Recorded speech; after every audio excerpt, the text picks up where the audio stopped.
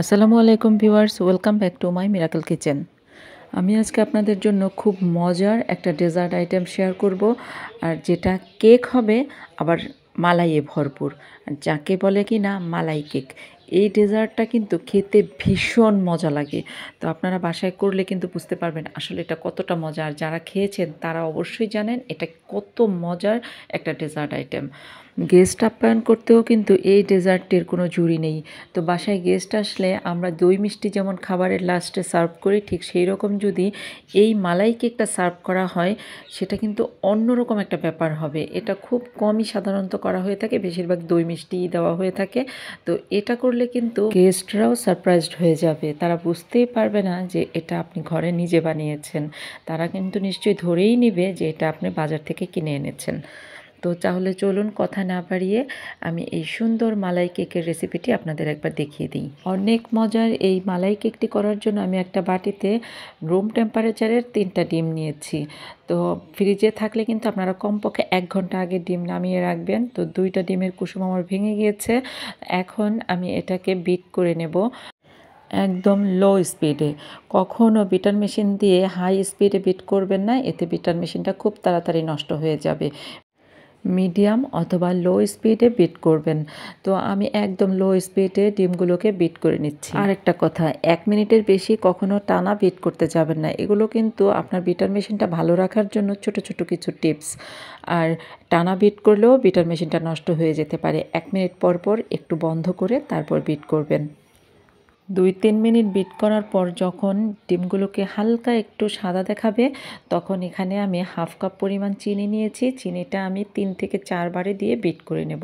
প্রথমে একটু দিয়ে বিট করে নিলাম 1 মিনিটের মতো, তারপরে আবারও একটু দিয়ে বিট করে নেব 1 মিনিটের মতো, আবারও একটু দিয়ে, এভাবে করে 4 বারে আমি চিনিগুলোকে দিয়ে বিট করে নেব। তারপরে চিনিগুলো দেওয়ার পরে আবারও কিছুক্ষণ বিট করব, অপেক্ষা করব চিনিগুলো গলে যাবার জন্য। যতক্ষণ পর্যন্ত না চিনিগুলো গলে যাবে ততক্ষণ পর্যন্ত আমি বিট করেই যাব। তবে অবশ্যই ওই যে একটানা কিন্তু বিট করব না, 1 মিনিট পর পর থেমে থেমে বিট করব। সবগুলো চিনি দেবার পরে আরও 2-3 মিনিট বিট করার পর এখানে ভ্যানিলা এসেন্স দিয়ে দিলাম আমি 1 চা চামচ। তারপরে আবারও বিট করতে থাকবো। এবার বিট করতে করতে যখন এটা দেখব আরও একটু সাদা হয়ে গেছে, আবার একটু ফুলে উঠেছে, এই যে আমার বিটার মেশিনের এই নিচে পর্যন্ত ছিল ডিমগুলো, আর এখন কিন্তু অনেকটা উপরে উঠে এসেছে। যখন এরকম হয়ে যাবে তখনই বিট করা বন্ধ করে দেবেন। এর চেয়ে বেশি আর বিট করতে হবে না। একেবারে ফোমি ফোমি করে ফেলার কিন্তু কোনো প্রয়োজন নেই। একটু ফুলে উঠবে আর এরকম ক্রিমি ক্রিমি হবে, তখনই বিট করা বন্ধ করে দিতে হবে। এর চেয়ে বেশি বিট করার আসলে কোনোই মানে হয় না। তো এখন আমি শুকনো উপকরণগুলো নিচ্ছি। এখানে আমি 1 কাপ পরিমাণ ময়দা নিলাম, আর তারপরে 1 চা চামচ বেকিং পাউডার নিলাম, আর তারপর সামান্য পরিমাণে লবণ দিয়ে দিলাম। এখন এইগুলো আমি চেলে নেব সব একসাথে।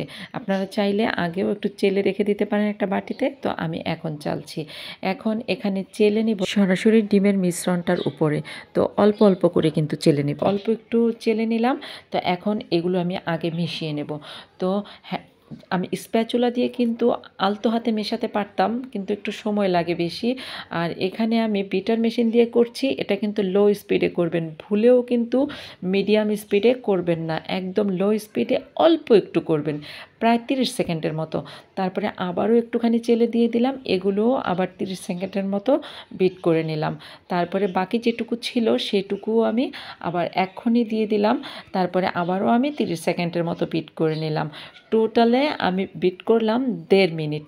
30 সেকেন্ড 30 সেকেন্ড 30 সেকেন্ড করে 3 বারে দিলাম, 1.5 মিনিট বিট করে নিলাম। এর বেশি কিন্তু বিট করব না। আবারও বলছি, ভুলেও কিন্তু মিডিয়াম স্পিডে বিট করবেন না, এটা একদম লো স্পিডে বিট করতে হবে। আমার কেকের ব্যাটারটা এখন সম্পূর্ণ রেডি। আমি এখন এটাকে মোল্ডে ঢালবো। তো একটা আমি মোল্ড নিয়েছি, আপনারা ইচ্ছে করলে কিন্তু আরও ছোটো সাইজের মোল্ড দিতে পারেন। আমি এর আগেই নিচে তেল ব্রাশ করে লেখার কাগজ বিছিয়ে রেখেছিলাম। আপনাদের যদি বেকিং পেপার থাকে সেটা নিতে পারেন। তারপরে আমি যেই মিশ্রণটা তৈরি করলাম ডিম আর ময়দার, সেই মিশ্রণটা এখন আমি এই মোল্ডের উপরে ঢেলে দিচ্ছি। আপনারা ইচ্ছে করলে কিন্তু অন্যান্য যে কোনো ধরনের মোল্ড নিতে পারেন, কোনো সমস্যা নেই। তারপর সবটা ব্যাটারি আমি ঢেলে দিলাম। এখন ঢেলে দেওয়ার পরে একটা কাঠি দিয়ে এভাবে ঘুরিয়ে ঘুরিয়ে দিলে তাহলে ভিতরে যদি কোনো বাবলস থেকে থাকে সেটা বের হয়ে আসবে। একদম সম্পূর্ণটা ব্যাটার কানায় কানায় ভরে যাবে। তো এভাবে কিছুক্ষণ একটা কাঠি দিয়ে ঘুরিয়ে দিলেই ব্যাস কেকের মোল্ড রেডি। এখন চুলায় আমি এর আগেই একটা বড় ধরনের ফ্রাই প্যান বসিয়ে দিয়েছিলাম আর ভিতরে পানি ছিল, পানি দিয়েছিলাম আর তারপর একটা স্ট্যান্ড দিয়েছিলাম। এটা এখন বলক এসে গেছে, ঢেকে রেখেছিলাম হাই হিটে। তারপরে বলক আসার পরে এখন চুলাটা আমি মিডিয়াম টু লো হিটে করে দিলাম আর আমার কেকের মোলটাও বসিয়ে দিলাম। এখন যে ফুটোটা আছে সেই ফুটোটাও আমি বন্ধ করে দেব একটা কাগজের, ছোট্ট একটা কাগজ দিয়ে আর কি, কাগজ দিয়ে পেঁচিয়ে। আর তারপর এখন আমি এটাকে আর কিন্তু ঢাকনা খুলবো না, কমপক্ষে 25 মিনিট পরে চেক করব যে আমার কেকটা হলো কি না। আর আগুন কিন্তু থাকবে মিডিয়াম থেকে কম, আবার লো থেকে একটু বেশি, একদম লো কিন্তু হবে না। আর ফিরে আসছি আমি 25 মিনিট পর। 25 মিনিট পর ঢাকনাটা তুলে নিয়ে একটা সাসলিক কাঠি দিয়ে চেক করে নিলাম কেকটা হয়েছে কি না। তো আমার সাসলিক কাঠিটা কিন্তু সম্পূর্ণ পরিষ্কার এসেছে, তার মানে কেকটা হয়ে গেছে। তো এখন আমি চুলার উপরেই আমি ঢাকনা দিয়ে কিছুক্ষণ ঢেকে রাখবো কেকটা নরম থাকার জন্য। আর চুলাটা কিন্তু বন্ধ করে দিয়েছি আর এটা ঠান্ডা হতে থাকুক। আর এই ফাঁকে আমি এখন মালাইটা তৈরি করে নেব। এখন আমি একটা হাঁড়িতে 1 কেজি পরিমাণ দুধ দিয়েছি, দুধটাকে আমি জাল করে নেব। অল্প কিছুক্ষণ পরেই দুধটা বলক এসে গেছে। বলক আসার পরে এখানে প্রায় 7-8 মিনিট আমি এভাবেই বলক আনালাম। তারপরে এখানে আমি 1 টেবিল চামচ চিনি দিয়ে দিলাম। আপনারা আপনাদের পছন্দ অনুযায়ী চিনি বেশিও দিতে পারেন, কমও দিতে পারেন, চিনিটা হচ্ছে অপশনাল। তারপরে আমি চিনি দেওয়ার পরে আরও প্রায় 7-8 মিনিট জাল করে নিলাম। তো আমার মালাইটা এখন সম্পূর্ণ রেডি হয়ে গেছে। চুলাটা আমি এখন বন্ধ করে দিয়েছি।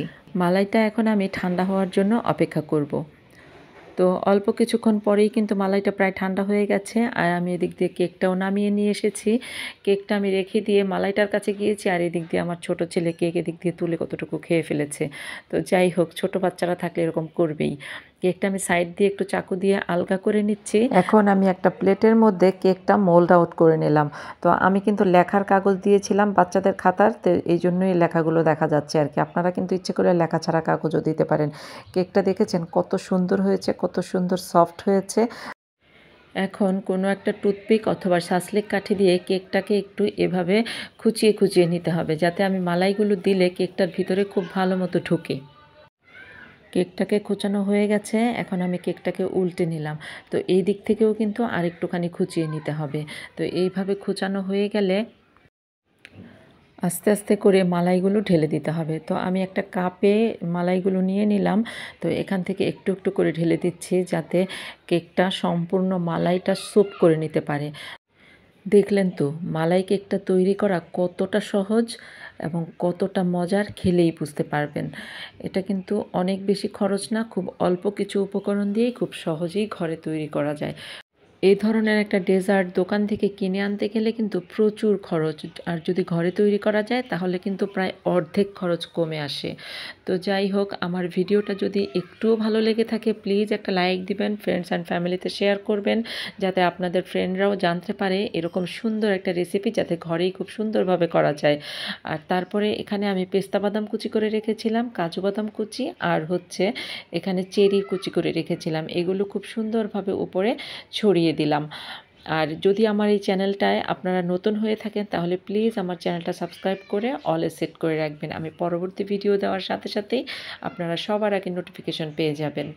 তো আবার আপনাদের সাথে দেখা হবে আমার সাথে অন্য কোনো রেসিপি নিয়ে।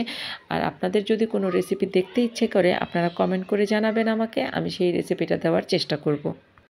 তো মালাই কেকটা আমি আপনাদেরকে একটু কেটে দেখাই যে এটা কেমন হয়েছে। কাটা দেখে নিশ্চয়ই বুঝতে পারছেন যে এটা কতটা সফট হয়েছে, আর খেতেও কিন্তু অনেক মজা। তাহলে চলুন একটু খেয়ে নিই আপনাদের সাথে করে। কেকের পিসগুলো দেখেই কিন্তু খুব ভালো লাগছে, যেন মনটাই কেমন যেন একটা শান্তিতে ভরে গেল।